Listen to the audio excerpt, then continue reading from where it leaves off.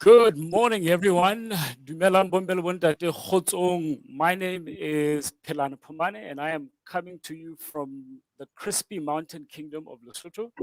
On this day, Africa Day, the 25th of May, history is being made today. Lesotho is joining and standing up and being counted in Africa as we present Africa's top 100 brands. The 11th edition that was started over 11 years ago by the Brand Africa Network. It is an honor, it is a pleasure for Lesotho to join Africa, and we're looking forward to gaining some insights, having some fruitful and robust discussions that can take our continent and our African countries forward. We've got a wonderful program lined up today. We've got an expert panel of premier professionals. I'm really excited. As I said, my name is Pelana Pumane, and I'm the executive chairman of Tangerine Co., Lesotho's experience and communications company. In collaboration with Brand Africa, we're bringing the first Lesotho edition of Brand Africa's top 100 brands. We have a very great program, and joining us is Tebe Galafeng, the founder of the Brand Africa Network, Karen Duchesne from Cantor. Welcome, Tebe. Welcome, Karen. It's a pleasure to have you on board. I know you just got off Uganda. Immediately after Lesotho, we're going to be handing over to Botswana. So this pretty much means Lesotho is the first Southern African country to get a taste of the pie and a taste of the results. So we're very excited. I know we're pressed for time in this COVID-led, pandemic-led, socially distanced environment. We're coming to you from Citrus House in Lesotho. We've got a very small audience in the room. Moving forward, I think what we're going to do is I'm going to ask Karen to go into the methodology of how we collected the results. After Karen, then I'll ask Tebe to announce the results, but perhaps just to give a bit of a highlight, just food for thought. This is the second edition of the Brand Africa, the announcement of Africa's top 100 brands that's under a pandemic. Last year, first edition was held under a pandemic. It was socially distanced. It was virtual. We're seeing as the vaccine is getting rolled out, the economies are opening up. Things are starting to get back to normal. A new normal, but normal nonetheless. And given all these dynamics around the pandemic and COVID, you can imagine how some of this has affected the economy of the world, the economy of Africa, and the economy of our respective countries. Later on, when we jump to our panel discussion, we're going to be discussing how the pandemic has affected African brands, how the pandemic has affected Lesotho brands, and what can be done to move forward. The pandemic has been called the Great Reset. Do we reset backwards or do we reset forwards? So without further ado, Karen, I'm going to quickly switch over to you, and you can give us a highlight of how the list is built, lest people think that we're trying to present something that's not true. Thank you so much, Pelani. Wonderful to be here today, and happy Africa Day to everybody. And also happy birthday to my colleague Ivan Maroke, who celebrates his birthday every year on Africa Day. What a great day to celebrate. So this morning we are here to share the findings of the Brand Africa 100, and I will give you a quick overview of how we actually undertook the research. So as I mentioned, I'm Karen Deshen from Kantar, and it's our mission to understand people and what they want, what brands they love and how they feel about things. So we undertook the research in partnership with Geopol, one of the leading mobile insights agencies for collection of data in our continent. And it is an exciting day because this is the 11th time we are here to share the 100 most admired brands in Africa. These will be published over the weekend in African Business, so don't miss out on that publication. And this year, wow, we have got incredible coverage. We have got 28 countries in which we've collected the opinions of citizens of those countries to understand which brands are resonating with them, which are the ones that they admire, and who has made the top 100. We cover West Africa, we cover East Africa, Southern Africa, and as mentioned, this is the first time we've included Lesotho, so welcome Lesotho to the program. We've got North Africa and we have Central Africa. So let's move along and find out how we do it. So as mentioned, it is a partnership. We get the majority of the data collection from mobile operator Geopol, who are connected into all the operators across Africa and are able to do mobile surveys for us and understand people and what they want. And then we collate those results into the 100 index. I would like to say a big thank you to Caitlin van Niekerk from Geopol and her colleagues, Joe and the team in Kenya, who have been leading the coordination of this very, very extensive data collection program. So Geopol, as I've mentioned, is a leading mobile research platform. They've got over 5 million profile respondents from across the continent and a few other key countries in the world. And they have access to almost 250 million people that can do research. So we did the survey using two key methods, the SMS method for those that are not using a smartphone and mobile web for those that are on smartphone. So really excellent coverage of all the people of Africa.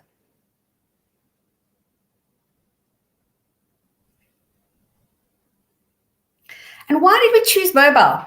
Well, forget the fact that it's COVID and we can't actually interact with people where they feel comfortable and open and able to share. Mobile is such a wonderful way to access people's opinions in Africa. We have coverage of over 747 million people in Africa that have got a mobile phone. 50% of people have access to the internet via that mobile phone, and 33% are using a smartphone. So really incredible coverage. And we know that by 2025, at least 87% of people will be able to access the internet by the phone. So we continue to build our database using mobile for collection in Brand Africa. Next. So as I've mentioned, great coverage, and we used, you can follow and find out more about Geopol at Geopol Surveys. So there's 4 key areas that we cover in the survey. The first and most important is the most admired brand in Africa. And this can come from any category whatsoever. It is a totally spontaneous question, which people can say, you know, I love a cold drink, I love a shoe brand, I love a bank. Anything can come up. And those 3, everyone is invited to give at least 3 answers there. And we put those all into a correlated index. We code it up and you bring you the findings there. We then move on to what is your most admired African brand? That is a brand that is made in Africa. And what we'll see when Tebe reveals the findings is that for many people, the brands that they believe are made in Africa are actually global brands. And that's because these guys really know how to connect with the hearts and minds of African citizens. We then move to financial services, which is such an important driver of success in our country's enablement of the movement of money so that people can buy the brands and products and services that they want. And lastly, we finished up with media, the people who tell us, showcase the brands, allow us to advertise and to really connect and reveal the benefits of our brands across Africa. So we finished with that. And then this year, we added an extra question because it is certainly the most unique of times that I think any of us has ever lived to. Who would have thought that many of us would be attending this presentation today wearing a mask? Not many, I don't think. And we added a question, which is, which brand do you feel has been most effective in helping during these COVID times? We'll see who comes through there. And we can see that many governments have made an incredible impact in that regard. So it's 3 brands, per respondent for each of those questions. That leads us to over 80,000 answers. What a pile of data for us to code up and make into this meaningful index that you get from us today. So that's over 3,500 individual brand mentions that are covered. Next.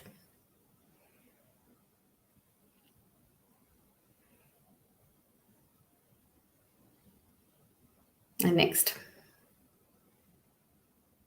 So once we've got all that data, what we do is we do the coding and classification into the right categories, etc.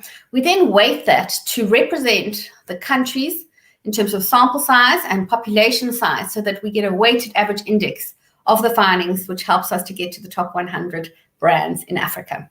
It's fully representative.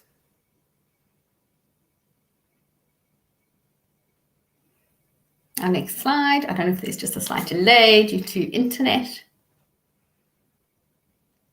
So let me just give you one more criteria that you need to cover in order to qualify to be on the top 100 index.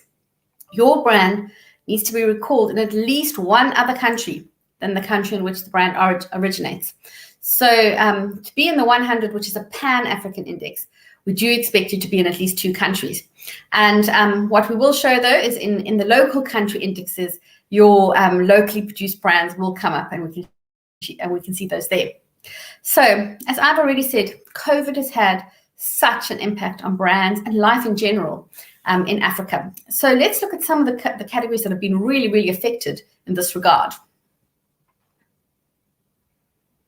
First of all, I think there's been many brands that have been accelerated. If you were producing cleaning products of any kind, especially those that have got germ protection or sanitization properties, you would have seen your brands fly out the door. Across the globe, we have seen these kind of products being increasing in popularity and in prominence and brand importance. On the other hand, sport brands did actually come under a bit of pressure because many of our global sports, which are the ones that excite us and bring us together in Africa, were put on hold due to the pandemic, and we had to watch reruns. But these reruns, let me tell you, were still there, making people feel that emotional connection, and the brands that sponsor sport definitely benefit in this regard. Brands that rely on selling products in bars and restaurants were unfortunately negatively affected, and they really had to fight hard to retain their share of mind and to be prevalent in people's lives. We did see in our consumption data that we do see these brands have benefited from in-home consumption increases. But yeah, I think for many people, these are the brands that connect us when we're out and about. And then lastly, what we've seen is from a fashion perspective, is that not going out, not traveling, spending more time at home, working from home. We've seen a huge increase in the need for relaxed and casual clothing. So we'll see which brands are resonating in that regard. What I can say before I hand over to Tebe just now is that the strong brands, no matter what has been thrown at them, the craziness of COVID, they have survived, and the index is incredibly stable over the past 10 or 11 years.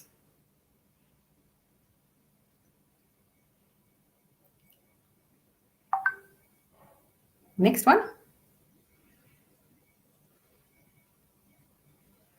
I think we've got some just keeping the suspense going.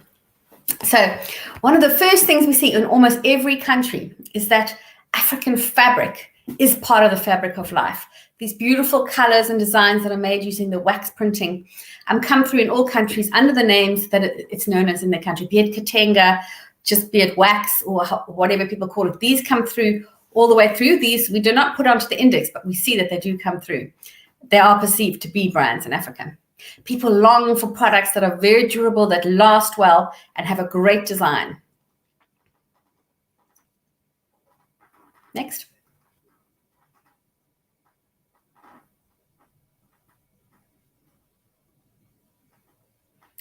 This is all about suspense, people. What will come next? Let us wait. Yes, as we've also seen, is online purchases have thrived during lockdown. Anyone who's selling their products live, we've seen Instagram sales going up. We've seen online food delivery, grocery delivery just going through the roof as people get comfortable with buying stuff online because they don't want to leave the house. So those brands have benefited much in this regard.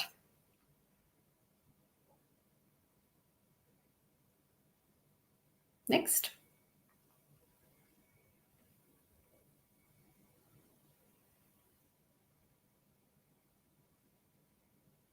It's me.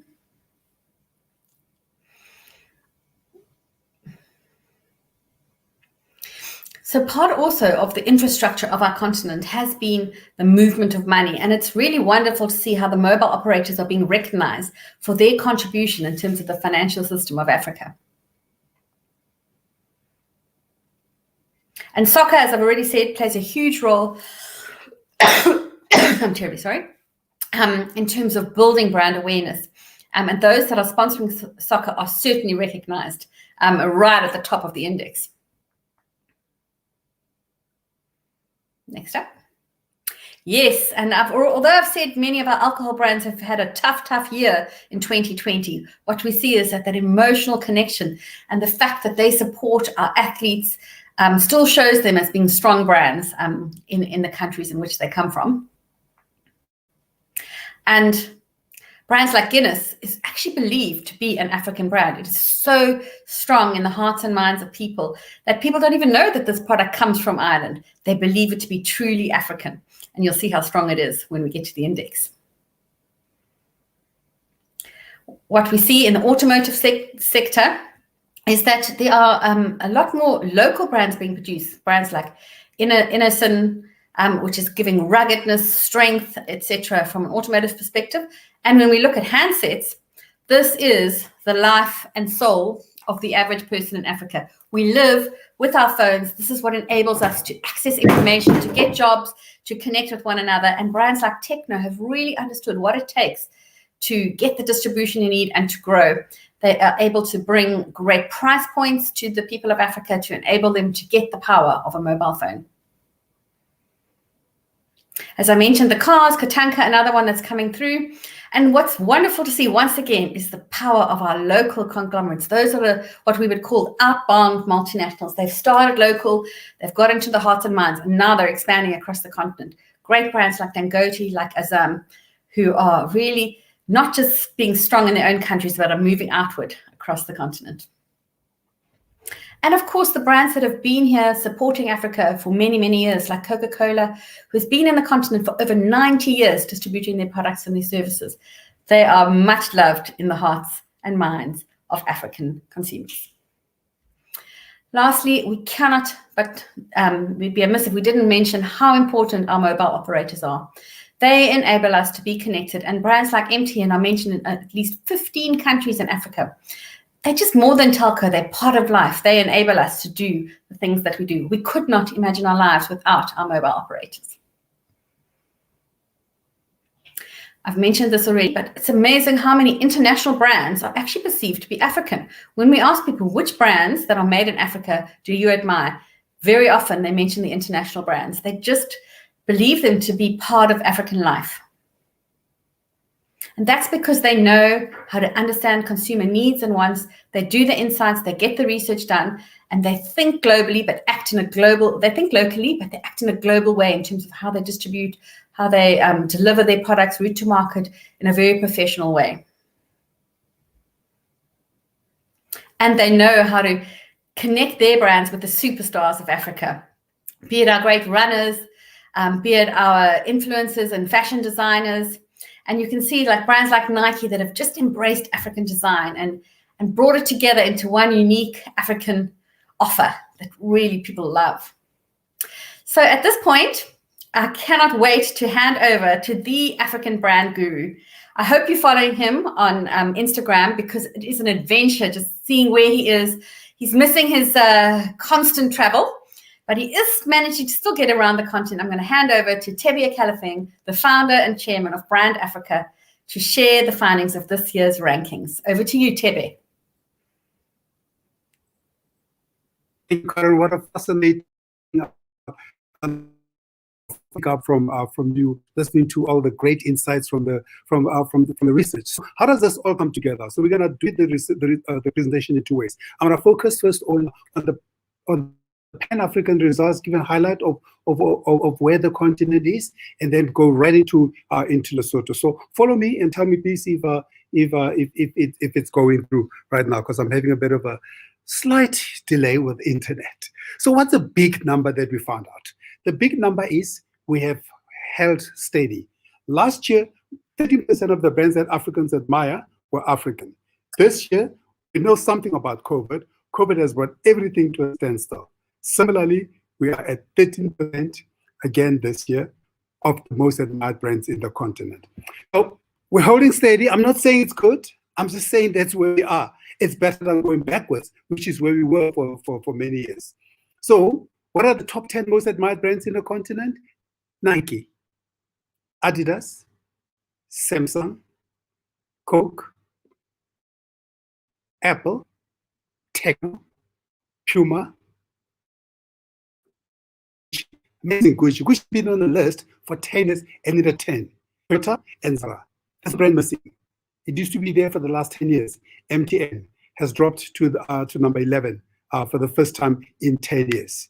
The global brands have really dug in. We are there still in for a fight, but we can do a little bit better. We then obviously ask the question about what's your most admired African brand. When we ask the question, the number one brand, Dangote. When we don't ask the question, when we just say, what is your most admired brand? MTN is the highest ranked African brand. So if it's unprompted, MTN is number one. When you prompt it, Dangote is number one. The two of them, every year, they pretty much, they own the two spaces. The top 5 brands in top 4 brands here have been on this list for a bit of time since we started this ranking. We started the Africa list ranking about 4 or 5 years ago because we really decided we actually need to focus on the African brands themselves. The top 100, the top 10 most admired media brands. Who's telling our story? DSTV. Now, DSTV is interesting, isn't it? BBC has been number one for the last 10 years. Number one. And this year, DSTV has gone up. Why? Streaming, COVID.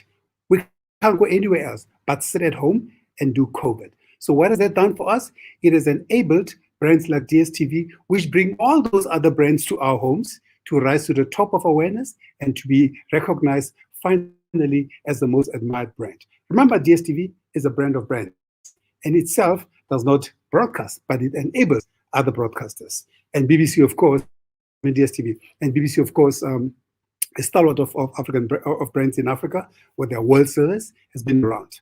Media, financial services, GT Bank. GT Bank was there last year. GT Bank is here this year. GT Bank is interesting because what GT Bank has done, they've said, we need to be future focused. We need to be technology led. We need to build our brand so that when the customer arrives in the future, they find us waiting for them in a digitally led environment. Very strong Nigerian brands, very strong South African brands leading the pack. Then the top most admired brands by region: Central Africa, Samsung. North Africa, Nike. Southern Africa, Adidas. West Africa, Samsung. East Africa, Nike. When you look at my category, consumables, the Nestle's of the world, electronics, you've seen them already. Automotive. Automotive is interesting because automotive takes so much investment. So for us to be able to begin to see the Innocence and the Katanka from Ghana, Innocent from Nigeria, quite interesting. As what Innocent and those brands are trying to do, they're trying to stop the influx of second-hand goods into the countries, into the continent, by saying we can, instead of getting used brands.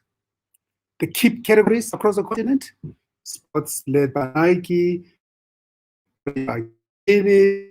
Ethiopian has catapulted from nowhere to number 51 on the top 100. Why?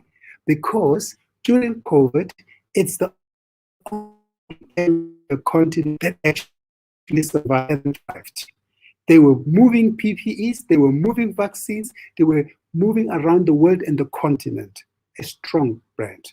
They're creating the hub of brands, the hub of for Ethiopia is no question the hub of African aviation. All roads go through, all airlines go through Ethiopia these days. So you can see the category of brands who leads the category. The new brand as a new business, the new issue that's coming out at the end of this weekend, African business. You can see Africa's best friends. Lift of African brands defy the pandemic, and the reason they defy the pandemic, and I'm remiss, I should have mentioned it, is when you look at what happened during COVID, is a lot of brands that started to look internally, look local. It says let's invest local, let us build for ourselves, because you can't do anything else. That's where you get to see a brand like Batu, which came from nowhere 5 years ago, is in the top 25, actually is the top 10 of African brands. How did Batu do it? Batu means a shoe in township language in South Africa. How did Batu do it? Partnered with Castle Light, created a limited shoe across different African countries, about 6-7 African countries. They partnered with people like Somezi, who's got 4 million followers, known across the continent. So the brand reputation is leading the brand across the continent. But of course, it's also available through e-commerce and all those. So quite interesting where we are headed. There is your top 100 brands in the continent. Lesotho. Let's start with the rankings. Lesotho. Number 2 from the United States. I don't know if brand so it was the most admired in Vodacom in Lesotho. I don't know if it's a surprise, but I've been to Lesotho, as I've been to every other country in the continent at least, and I've seen the dominance of that brand. Number 1 brand in Lesotho by far. The top 10 in Lesotho, Vodacom, Nike, Shoprite, as I've said earlier, Samsung, Econet, Adidas, Alliance Insurance, Pep, New K.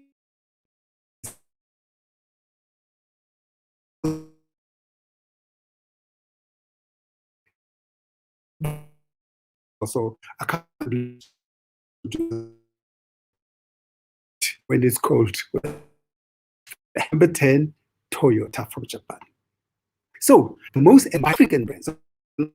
What is the most admired African brand in Lesotho? Number 3, Aranda. Aranda is from Randfontein. They make those blankets, Siana Marina, and all those that were copied by Louis Vuitton and everybody, which, of course, the pattern will be debated for years where it comes from. Number 2, MTN. Most admired African brand.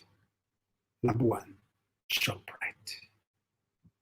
ShopRite is probably the most dominant supermarket across the continent. You pretty much find it in all the key capitals of the continent. If you look at the list, ShopRite, MTN, Aranda,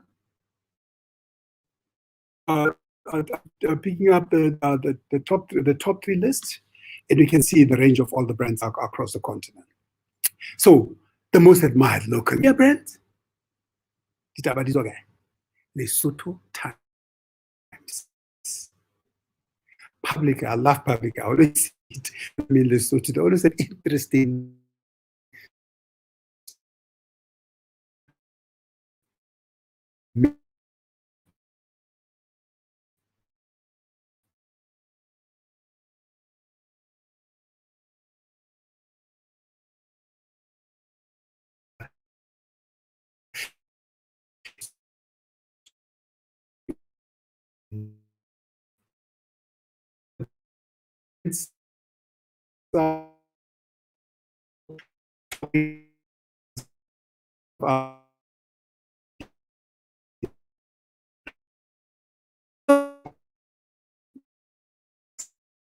most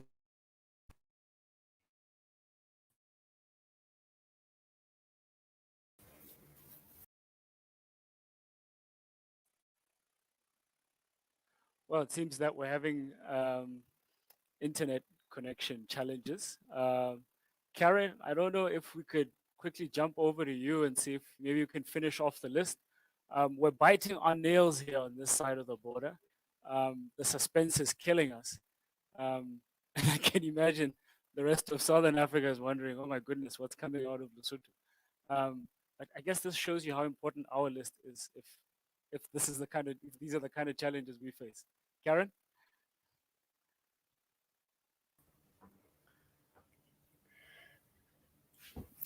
Here I am. Great. Good to be back. And yes, Tebe is currently in Cote d'Ivoire, and unfortunately his internet is not being kind to us.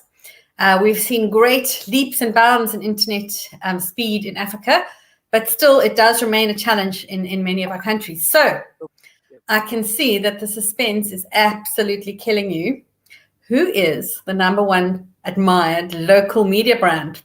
Yes, it is the Community Empowerment and Gender Equality brand that has come through as the most admired local brand. So well done to you. If we can move to the next one.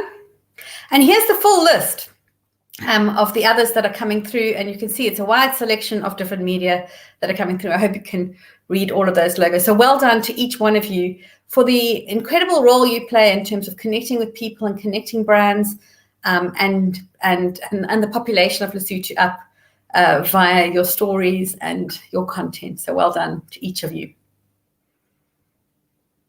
So now let's move on to financial services. And as I've mentioned, it is such an important part of life in Africa, because if we can't move our money, keep it safe, and enable us to spend it, what else can we do? Brands cannot survive without it. So in #3 position, we've got the Post Bank. Then we've got FNB in #2. And who will be #1? Let us have a look. Yes, it is Standard Bank Lesotho. And what we've seen with Standard Bank is they have been expanding across the continent and are really resonating in many, many countries. So well done to you, Standard Bank. I know you've been in Lesotho for many, many years, and the population are very appreciative of what you get up to there in terms of bringing in the right kind of product and service that they look for. So well done. And here's the full list.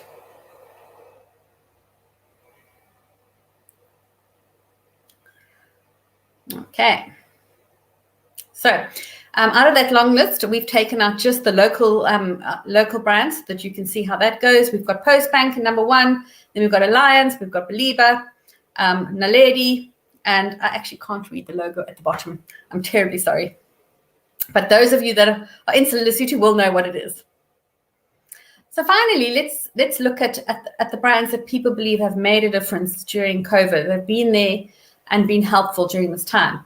We see Alliance coming through. We've seen Econet, which is coming from Zimbabwe, coming through there. And in first position is Vodacom. And we've already seen just how important Vodacom has been in terms of enabling people of Lesotho to connect with one another. And this brand is touching the hearts and minds, which is its purpose as a brand. So well done to you, Vodacom, for your impact in Southern Africa and in particular in Lesotho. So here's the top 5 admired brands. These are the local brands. We've already seen ShopRite earlier.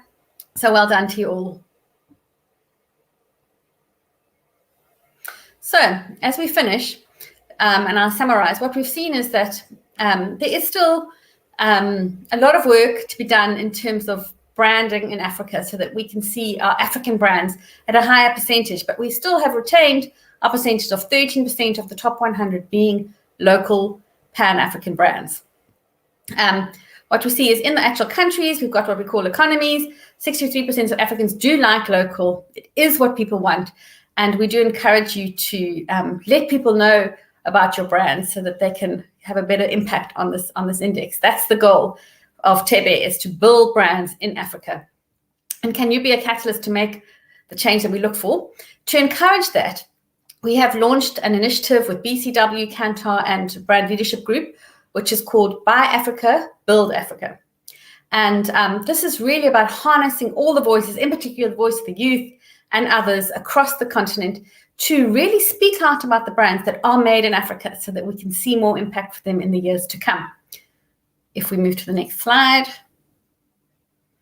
And the brand Africa Built Africa is really about creating unity across the continent, showcasing the logo, showcases the optimism we see in Africa. And it's really about connecting the people. Those little things around the sun are actually the people of Africa, and this is built into the logo. So that's the sentiment behind this initiative by Africa Build Africa.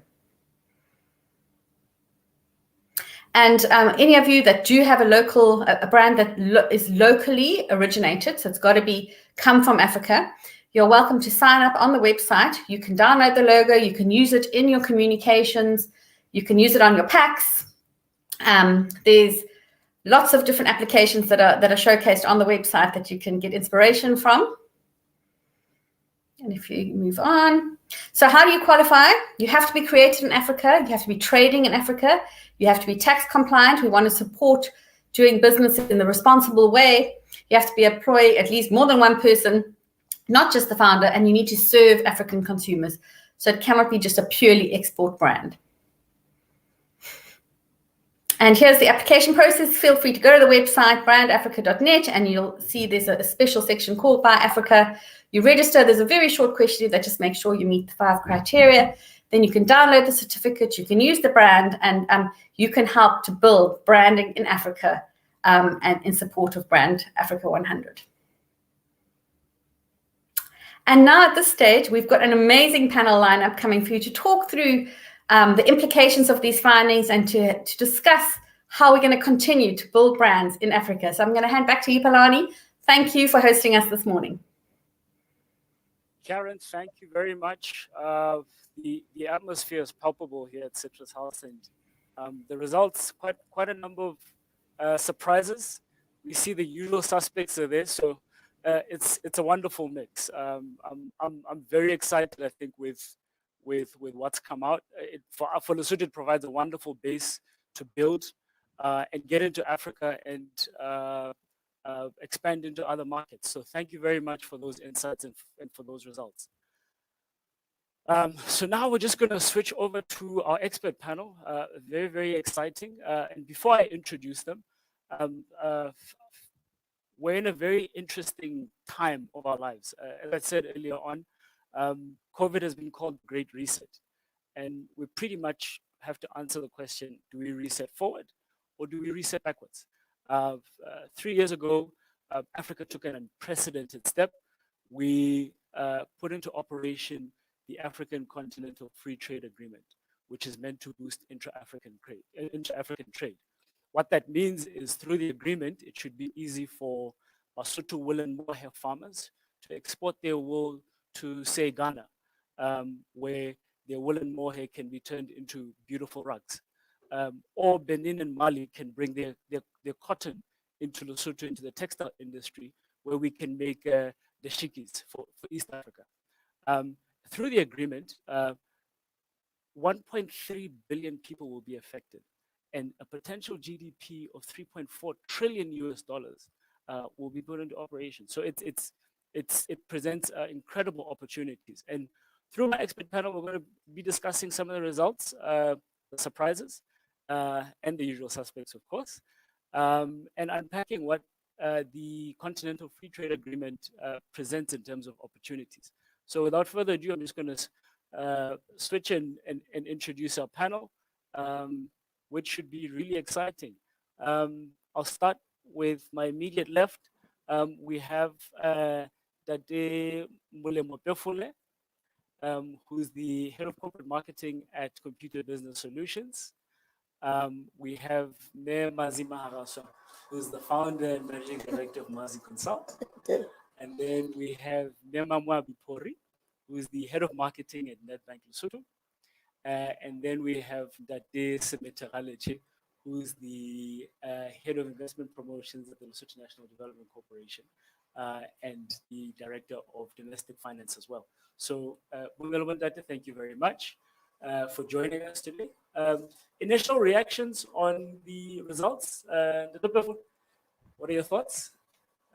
Usual suspects, but some interesting surprises coming out there. Yeah, absolutely. But the one thing for me which stood out is the fact that there are lots of African brands or leading brands in Africa that a lot of us in Southern Africa weren't actively aware of. Because maybe they don't have a footprint or a presence in Southern Africa. Like talking about your Dangotes, for example, I actually only get to see some of those brands when one, tunes into CNN, for example, and during the commercial breaks, that's when you get to see some of those brands. So this is the one thing that stuck in my mind. But one issue that I need to point out, which I actually, have a little bit of a bone to grind with that kind of situation, is the fact that according to the results, some of the brands that you can see as prominent ones, as far as the results are concerned, when you see the brand on the left, on the side, adjacent to the brand, most often you will find a flag of a country that is actually off the continent. So as a result, you start thinking, when do you actually get to see something that's indigenous, that's homegrown, that is quintessentially African? So you start to see that coming along. When we actually start seeing local African brands, then we'll really have cause to celebrate Africa. Absolutely, absolutely. Nema's initial thoughts, initial reactions? Thank you very much. A lot of it was actually very pleasantly surprising. If you talk about the current spend with 80% being foreign brands that we consume and 20% being African brands, Lesotho more so than others, the percentage being even more smaller due to our locality and the size of our economy. I was really proud and impressed of our domestic brands, indigenous brands that have come to the fore. Not sitting in the top 4 places, but they've come to the fore. Especially so when you think about the struggle for businesses to understand the value of brand, what it means to have an identity, what it means to be consistent to that identity, what it means to have integrity with your consumers.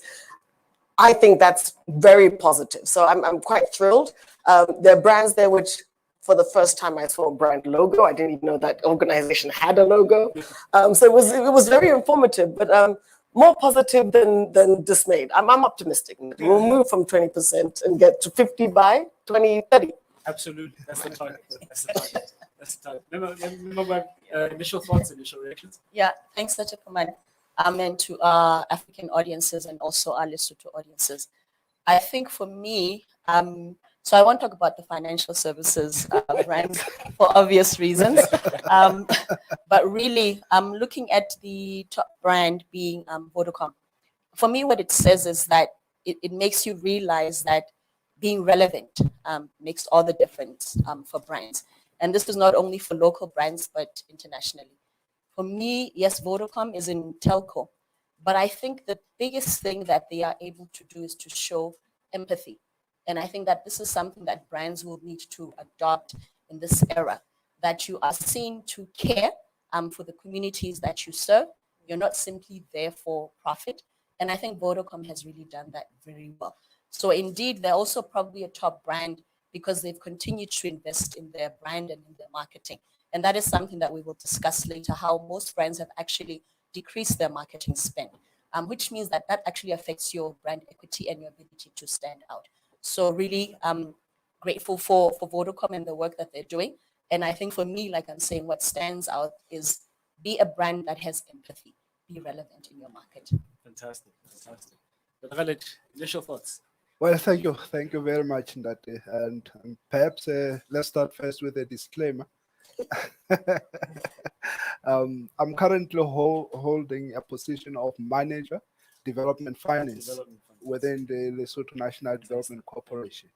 Yeah, starting 1st of April. Great, this year. congratulations. Thank you. Well, very exciting indeed to see how our local brands have performed And congratulations to Vodacom management, having seen how they have struggled in the past few months, bad publicity with the regulator and all that. But it also gives you confidence that the Basotho nation still believe in Vodacom as a brand. The negative publicity that we saw didn't really affect much of the perceptions. Because remember, business decisions are about perceptions, really. Brand decisions, it's also about sentiments, how consumers perceive you, how they view you. And very interesting for that matter, Africa FM having topped the list in terms of the media and communications. So we are very proud of our local brands, and it tells you if you've got the right story that speaks to the nation, to the hearts of the people, you'll really be seen and be recognized. I just wish and hope that our local companies could start to learn from these initiatives, become aware that they need to project their image, they need to be visible, they need to be there and be counted. Having a brand, having an image that speaks to your target market really goes a long way. You need to be known to be able to sell your product and services. Thank you. Absolutely, and very often you'll find that link between brand and the bottom line often missed in organizations. And what we've been seeing over the past 10 years is that a lot of the brands and companies that are listed on the JSE actually appear on the top 100 brands. Yeah. So there is a direct correlation between making money and the perception, as you say. Before we quickly unpack the economic benefits, I think because of the internet connection, we are having trouble with hearing some of the other brands that appeared on the list. So I'm just going to quickly go over them, just so that the names are not lost on us. It's really, really exciting. So most admired brands in Lesotho, number one is Vodacom, followed by Nike, ShopRite, Samsung coming in at fourth, Econet coming in at fifth, Adidas coming in at sixth, and Alliance Insurance, which is a homegrown brand, coming in at seventh. Then followed by Pep Stores, KFC, and Toyota. And then the most admired African brands in Lesotho, number one, ShopRite, followed by MTN coming at number two, Aranda coming in at number three, and then Bonono Merchants coming in at number four, which is a wonderful surprise. A local homegrown brand, First National Bank coming in at number five, Boxer, South African, coming in at six, Alliance Insurance, seven, Maluti Premium Lager, which is also a homegrown brand, coming in at number eight, and then Basotholand Inc. coming in at nine, with Pick and Pay coming in at 10. So wonderful, wonderful surprises there as far as our local brands are concerned. And then admired media brands, Africa came in number one, Public Eye, Lesotho Times, PCFM, Lesotho Television, Mudise Amulemo FM, Mamelo FM, Mafiteng Community Radio, then Radio Lesotho, which is a surprise, coming in at number 9, and Ultimate FM coming in at number 10. For fear of scratching the wound on Memamwabi, we'll talk about the financial services brands in Lesotho. Number one was Standard Lesotho Bank. First National Bank came in at number 2, followed by Post Bank, which is a homegrown brand. Then Nedbank coming in at number 4, so it's not so bad. And then Metropolitan coming in at number 5. But then, very interestingly, we have homegrown financial brands. Post Bank coming in at number 1, which is number 3 in the overall list. Alliance Insurance is number 2, which was 7 in the overall list. And then Budiba, then Lady Funeral Planners, and then JP Finance, which is a micro lender, came in at number 5 as the most admired Lesotho financial services brand. We saw that from the list of most helpful brands during COVID, Matekane Group of companies came in at number 5, which was a pleasant surprise. I think we were all testament to the work and the contribution that they made during COVID. So I'm just going to circle back to the African list. There's 2 things that I really picked up, which are really big, which pertain to Ethiopian Airlines and Batu. Ethiopian Airlines, with its contribution and its lending hand in moving PPE and vaccines across Africa, So Ethiopian Airlines was very, very helpful during the pandemic. And then Batu, the shoe brand, partnering with Castle Light. Two things really popped up at me was collaborations and contribution. How can we link that and relate that to some of our local brands? Is there any input we can make? Maybe Memazi, give you a bite at this apple. Okay. For me, I would say leveraging. I use the term broadly, but leveraging. There's clearly enough pie for every brand to grow in country. And I think we can strengthen our brands if we leverage those brands. So we, Bonono, Basotho Land Inc., amazing brands. But they struggle as small entrepreneurs to get the investment footprint that they need to get out there. But if they can leverage, with, as you said, Castle Light did that, a huge continental, global, strong entity. If it can partner with a local brand and take its story to the next level, wonderful. If you look at tourism, if we cannot each be competing for bed and beds, but try and do packages to get all of us have a taste of the pie. So when you come to Lesotho, you enjoy everybody. Afro-ski should not be competing with Simonkong. You want them to come in and do both. So for me, it's leveraging. But the key is integrity, empathy. Be clear who you are, what you are, and stick to it.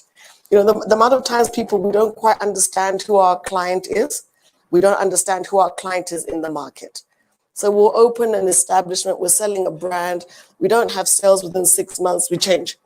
Now we're going to change from being a coffee shop to being a bar. And then it doesn't happen, then we change from being that to being an event space. If you're not true and consistent, you are not going to survive. Absolutely. And on that, we're seeing that the brands that have captured the hearts of Africans have been in existence for 90 plus years. Exactly. So to your point, that I think that's a very... And Coke is Coke. It's never going to change. Exactly.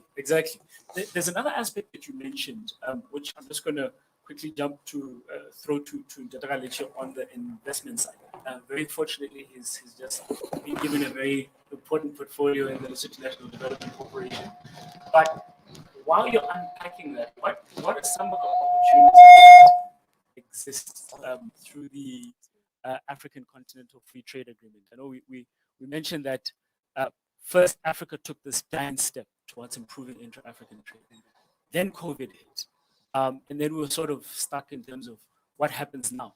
But we're seeing brands that pretty much mushroomed out of nowhere in South Africa, Batu, appearing on the list of top 100 brands, which means there is hope and it is possible for some of our own local brands, your Bononos and your Basotho Land Inc. What are some of the opportunities that can exist potentially for them through the agreement? Thank you very much, Ndade Pilani. A very important question indeed. When we started the program, you played a song by Sam Komota, Hey Wena Africa. You know, it resonates with me particularly, but it tells a story of Africa collaboration, a story of Africa seeking to achieve intra-regional trade. They have, I think they were ahead of their time when they came up with that song, because it actually tells you everything about the African continental free trade area.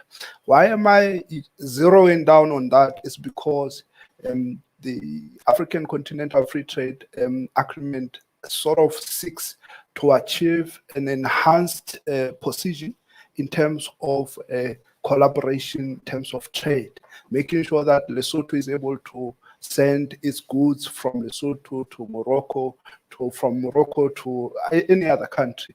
And the bottlenecks do exist, and infrastructure is one of them. You just saw how the internet connectivity just nearly killed the show today. But the opportunities are vast.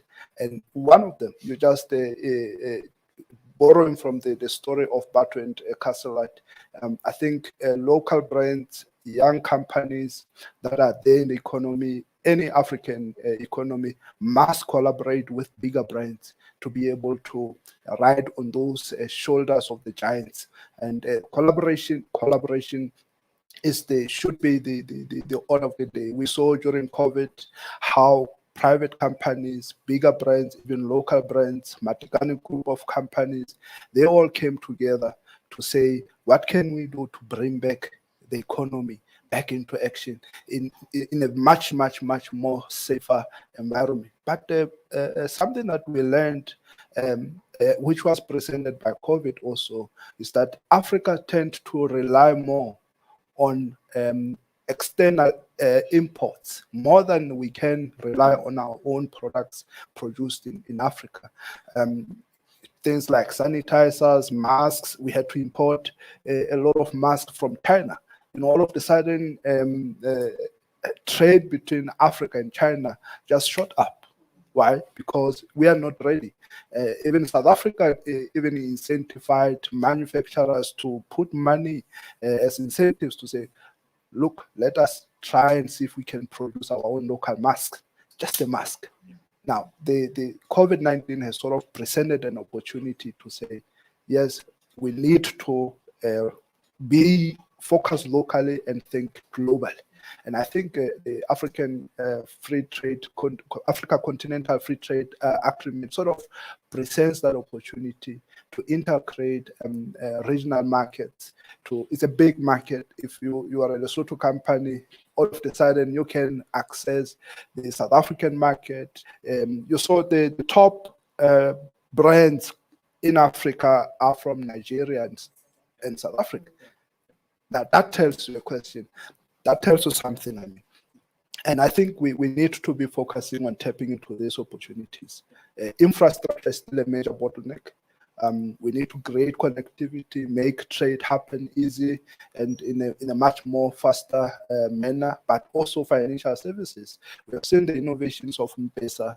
Now you can be able to move money, EcoCash, you can be able to move money between countries because of connectivity that is continuing to improve. I think I'll leave it at that. Fantastic. And, as they say, collaboration is the new innovation. So collaboration, absolutely. But another thing that I noticed was a lot of the top brands operate north of Big Bridge. A lot of the top brands operate north of Big Bridge. And granted, geographically, the majority of the 1.3 billion market is north of Big Bridge. So to your point, with a Lesotho brand that only has access to 2 million, through the trade agreement is now going to have access to 1.3 billion, which is fantastic. Right? Another thing you mentioned was COVID, and I just want to circle to you, Memang, in terms of how do we think COVID has affected local and regional brands? Yes, the reset. Are we going forward? Or are we going backwards? I think it would be amiss to start off on the positive in terms of how COVID has actually presented opportunities, because a large part of the impact of the pandemic has been that a lot of small and medium enterprises have actually gone under, primarily because they are yet building up their client bases. And a large part of it is also their need for access to financial services. So part of it has been that negatively, the COVID has actually meant that small businesses have had to close down.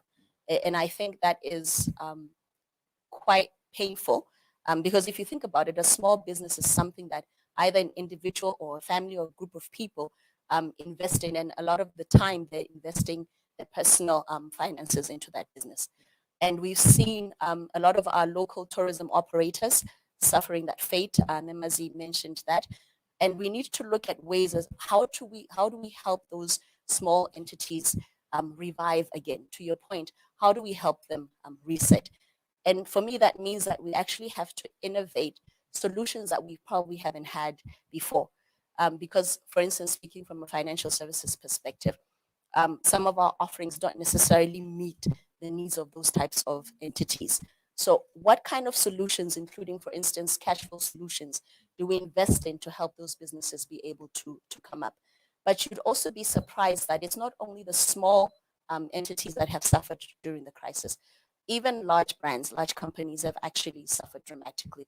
You have some of our financial services locally having declared losses for the first time. And even those that have made it through, their profitability has been largely affected. So the crisis has challenged not only small brands, but also large established brands.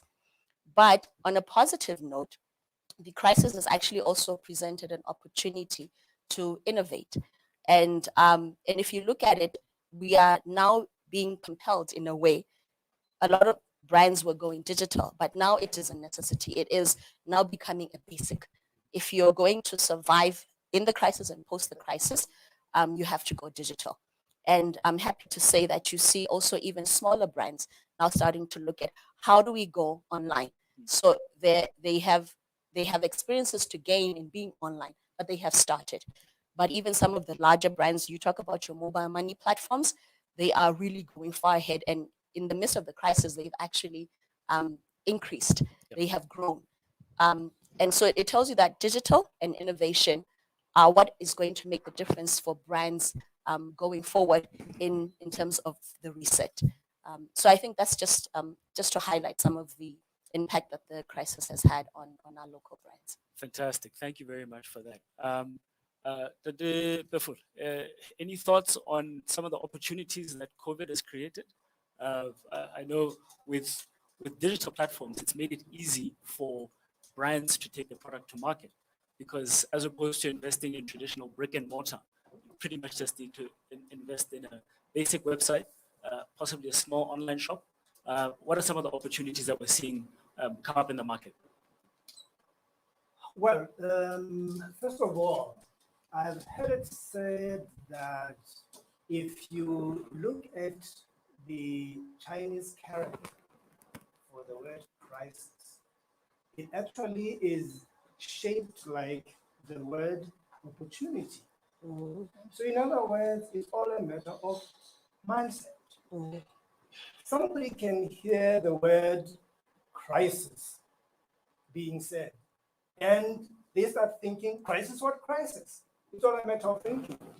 So while I quite agree with what Amwadi has said, that, the pandemic itself has presented a lot of challenges, a lot of them much deeper for some people than others. There are people who looked at the crisis and said, what can I reap out of this? So with that, what it means is there are certain things that you look at and then you think, what can I see out of this? What can I actually create as an opportunity out of this and have the chance to grow?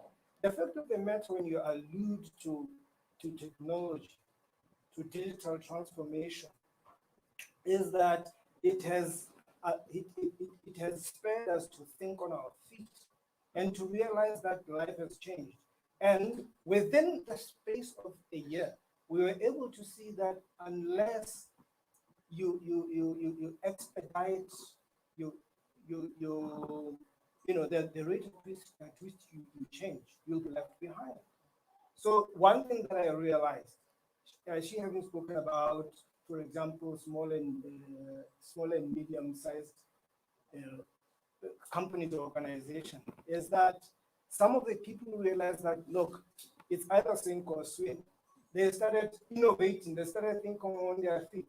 You started all of a sudden seeing markets erupting on the white line in the roads.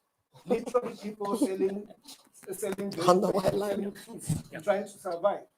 So you see that you need to do something very quickly. Some of the points that I'd like to allude to when it comes to opportunity, creating an opportunity out of a crisis. It's often said that in every crisis or every challenge, there is a seed of a better opportunity. So you have to have the ability to diversify or even morph. Now here, for example, most of us were used to Nokia being a leader in the late 2000s in the mobile industry.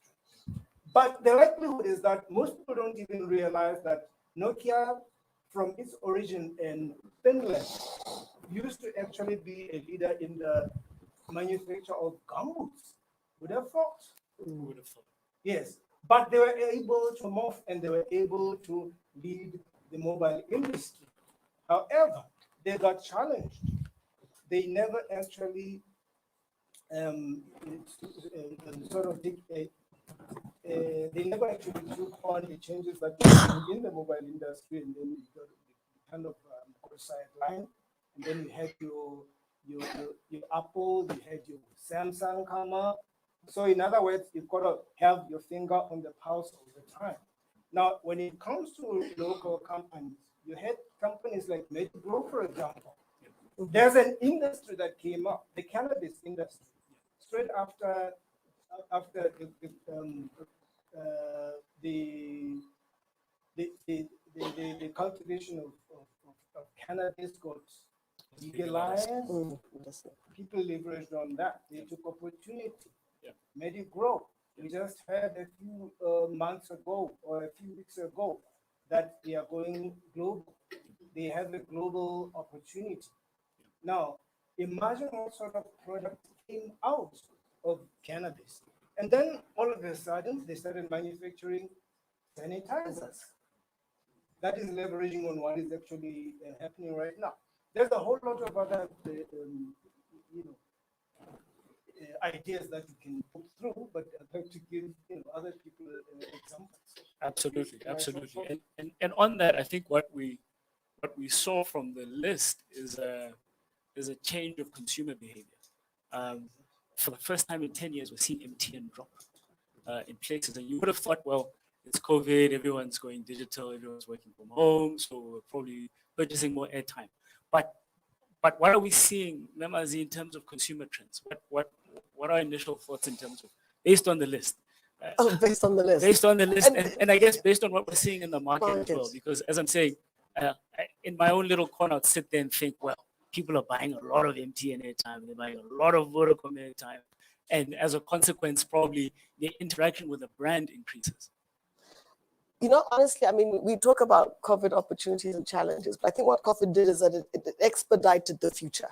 It brought the future to us here now, and it did it quick. But the future is always being, consumers are becoming educated. They're worried about the integrity of the product. They want things to become closer. We're tired of large footprints. We want unique, special, authentic experiences, and that's consistent throughout the spend. So people would rather, somebody would say, why would Batu do trainers? There's Nike, there's Adidas. Why, I want to do something that's my space. But there's opportunity in everything if you can know your client and know the market. So my view is that Africans globally want to spend in Africa on African products. It's the market that's not responding to them. We're not giving them the products timelessly. We're not giving it to them in quality. We're not giving it to them consistently. There's no point falling in love with a certain hair product and then 4 months later it's gone, belly up. So it's demanding from us to be consistent and more considerate, but the market's there. It's absolutely there. But I do want to say something about the free trade agreement.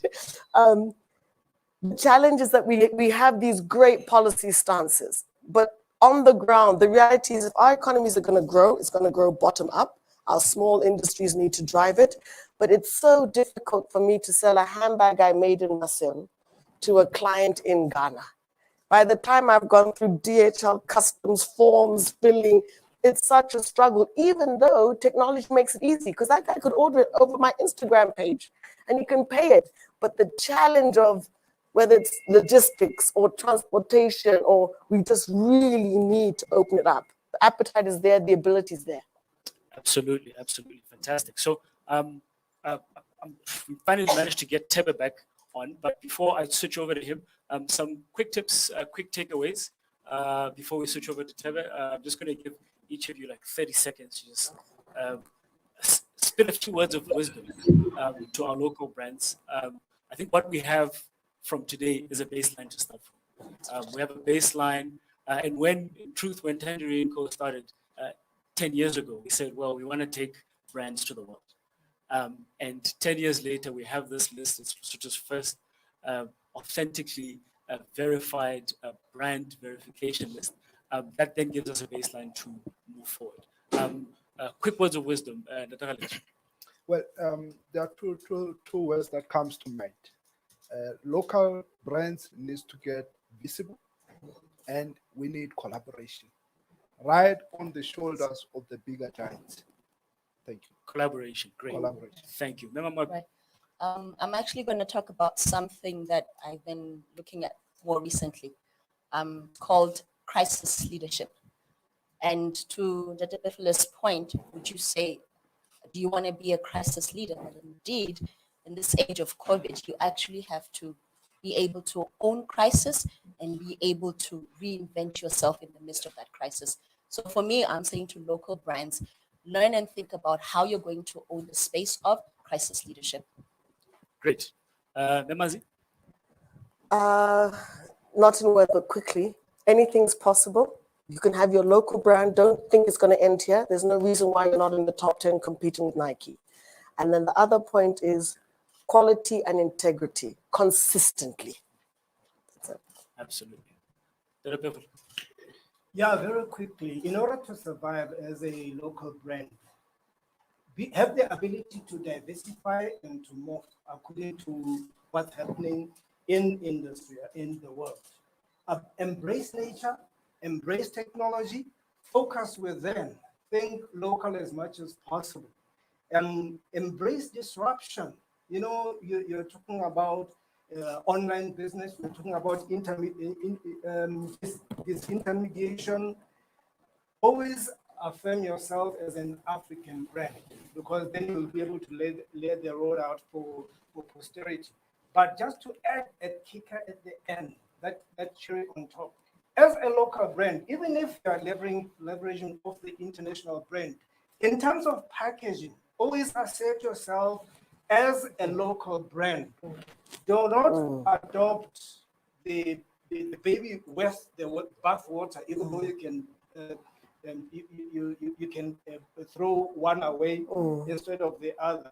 When you adopt the foreign brand, make sure that you package it locally so that you don't necessarily adopt the cultural nuances and wherewithal, because you've got to be able to be proud as a Lesotho company, as an indigenous company, as an African company. It's all about Africa. Fantastic. Thank you very much, ladies and gentlemen, my star panel. Thank you very much. You've been absolutely wonderful. So Providence would have it. We lost Tebe again on the connection, but I guess Botswana will catch up with him when it starts in 30 minutes. From us in the Kingdom of Lesotho, thank you very much. It is an honor to be here. Africa, our time is now.